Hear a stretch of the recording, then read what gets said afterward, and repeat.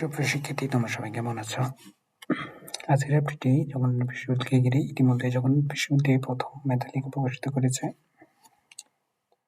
তো আজকে যে বিষয়টা নিয়ে আলোচনা করবো সেটি হচ্ছে তোমাদের সেকেন্ড মেরিট লিস্টে তোমাদের কত মেরিট পর্যন্ত চান্স পেতে পারো। ফার্স্ট মেরিট লিস্টে তোমাদের last A B C D এবং ইউনিটে লাস্ট কত মেরিট পর্যন্ত চান্স পেয়েছে এবং ফার্স্ট মেরিট লিস্টে তোমার ভর্তির প্রসেসটা সে বিষয়ে ভর্তি বিজ্ঞপ্তিতে বলা রয়েছে যে তোমাদের ভর্তির জন্য ডেডলাইন হচ্ছে 19 তারিখ থেকে 23 তারিখ তোমাদের ফর্ম পূরণ ডেডলাইন এবং জমা দেওয়ার ডেডলাইন হচ্ছে 24 তারিখ বিকাল 4টা পর্যন্ত। তোমাদের বিভিন্ন ইউনিট পেতে বিভিন্ন টাকা ধার্য করা হয়েছে।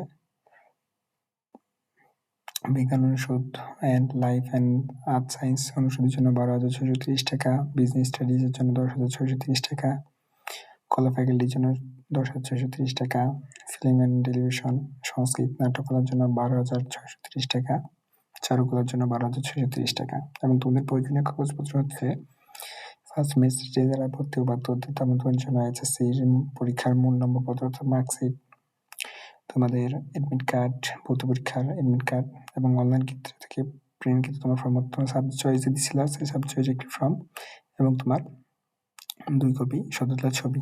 এবং বলা রয়েছে তোমাদের ফার্স্ট সেকেন্ড মেরিট লিস্ট কবে প্রকাশিত হবে সেটি বলে দেওয়া হয়েছে। সেকেন্ড মেরিট লিস্ট তোমাদের 25 তারিখে প্রকাশিত করা হবে, আজ 20 তারিখ। আর হাতে মাত্র 5 দিন সময়। তো এবার আসি মেন আলোচনায় যে তোমার কত মেরিট পর্যন্ত তোমার সেকেন্ড মেরিট লিস্টে চান্স হইতে পারে। ফার্স্ট মেরিট লিস্টে এই ইউনিট শুধু সায়েন্সের জন্য ছিল। ইউনিটে তোমাদের সর্বশেষ যার মেরিট লিস্ট 1200+ মেরিট লিস্টের চান্স পেয়েছে তোমার, সেই সংখ্যা ছিল 800 মতো। প্রায় ধরো সেখানে এই ইউনিটে 300 জন কি করে নেয়, তারা 300 জন স্টুডেন্ট সাবজেক্ট চয়েস দিয়ে নেয়। এর মধ্যে অনেকজন ভর্তি হবে না। আবার ধরে রাখো এই ইউনিটে সেকেন্ড মেরিট লিস্টে তোমার যদি মেরিট পজিশন 2000-এর ভিতরে থাকে, তো আশা করো তোমার সেকেন্ড মেরিট লিস্টে চান্স চলে আসবে আশা করি। বা তুমি যদি বলো ভাইয়া সর্বশেষ মানে কত মেরিট লিস্ট পর্যন্ত চান্স পাবে, আমি বলবো জগন্নাথ ইউনিভার্সিটি এই ইউনিটে তোমাদের যার মেরিট পজিশন 3000-এর ভিতরে রয়েছে তোমরা আশা রাখতে পারো চান্স হয়ে যাবে। এবার যে বি ইউনিটে তোমাদের সাবজেক্ট ডিভিশন করা ছিল সায়েন্স, আর্টস এবং কমার্সের জন্য।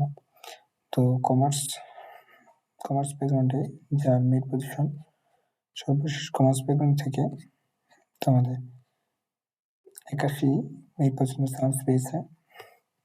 আর্টস ব্যাকগ্রাউন্ড থেকে তোমাদের চান্স পেয়েছে হচ্ছে সর্বশেষ মেরিট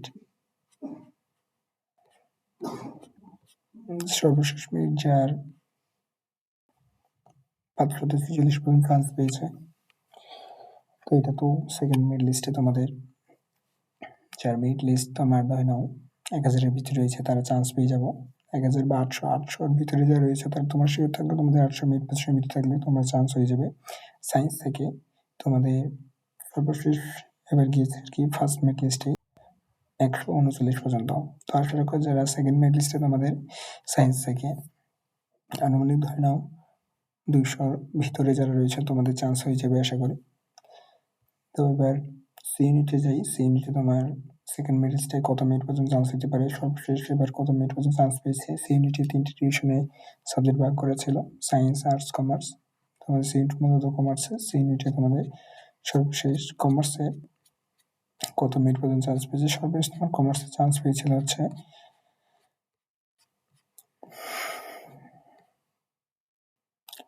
667 মেরিট পর্যন্ত চান্স পেয়েছে কমার্সে। তো সি ইউনিটের সেকেন্ড মেরিট লিস্টে চান্স পেতে পারো তোমরা 1000 মেরিটের ভিতরে যদি তুমি থাকো তোমরা চান্স পেতে পারো। আর আমার প্রেডিকশন অনুযায়ী 1000 মেরিটের ভিতরে যদি থাকতে পারো তো আশা করি তোমার সি ইউনিটে সেকেন্ড মেরিট লিস্টে হয়তো চলে আসবে। এবং আর্টস থেকে তোমার সি ইউনিটে সর্বশেষ 19 মেরিট লিস্ট পর্যন্ত চান্স পেয়েছে। এর মধ্যে অনেকে ভর্তি হবে না। সেকেন্ড মেরিট লিস্টে তোমার যদি মেরিট পজিশন 40-এর ভিতরে থাকে আশা করি চান্স পেয়ে যাবে। 35 বা 40-এর ভিতরে থাকলে চান্স পেয়ে যাবে আশা করি।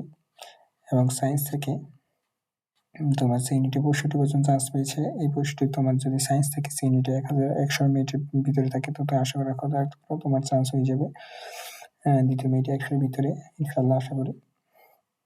এছাড়া ডি এবং ইউনিটে, চলো ডি ইউনিটে দেখি। তোমার ফার্স্ট মেরিট লিস্টে ডি ইউনিটে সাবজেক্ট ডিভিশন করা ছিল। ডি ইউনিটে সায়েন্স, আর্টস, কমার্স মিলে সাবজেক্ট ডিভিশন করা ছিল।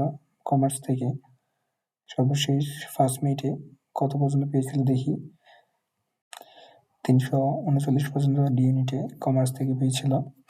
কমার্স থেকে যাদের মেরিট পজিশন সেকেন্ড মেরিট লিস্টে, তোমাদের মেরিট লিস্টে সেকেন্ড মেরিটে চলে আসবে। 5-6 ভিতরে যাদের মেরিট লিস্ট রয়েছে তোমরা আশা রাখতে পারো সেকেন্ড মেরিটে চলে আসবে।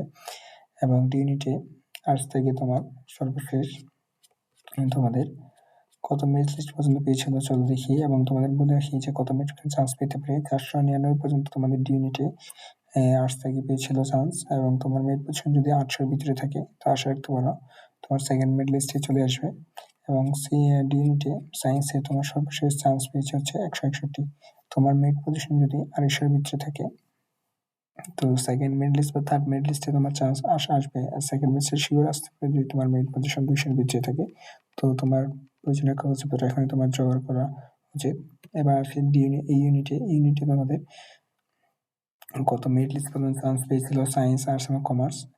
আর্টস পেয়েছে 65 মেরিট পর্যন্ত। তোমার মেরিট পজিশন যদি কমার্স পেয়েছে 65 মেরিট পর্যন্ত। তোমার মেরিট পজিশন যদি 100-র ভিতরে থাকে তো তোমার আশা রাখতে পারো সেকেন্ড মেরিট লিস্টে তোমার চান্স হয়ে যাবে। এবং আর্টস থেকে তোমার মেরিট পজিশন যদি 100-র ভিতরে থাকো তাহলে সেকেন্ড মেরিট লিস্টে তোমার চান্স হয়ে যাবে। সায়েন্স থেকে যদি তোমার মেরিট পজিশন 100-র ভিতরে থাকে আশা করি তোমার চান্স হয়ে যাবে। তো আশা করি বিষয়টি তোমাদের কাছে ক্লিয়ার হয়েছে। নেক্সটে আমরা ভিডিও নিয়ে আসবো যে তোমাদের সাবজেক্ট ওয়াইজ সাবজেক্ট, তোমার পছন্দের সাবজেক্ট পেলা, তারপর তোমার করণীয় কি, অর্থাৎ তোমার যে ভর্তি হবা সেই জন্য তোমার ফর্ম পূরণ করতে হবে। সেই ফর্ম কি পূরণ করতে হবে সে বিষয়ে। তো আশা করি সকলকে ভিডিওটি ভালো লাগবে। ভিডিওর কোনো যদি প্রশ্ন থাকে অবশ্যই কমেন্ট বক্সে করো। সকলকে ধন্যবাদ। আসসালামু আলাইকুম।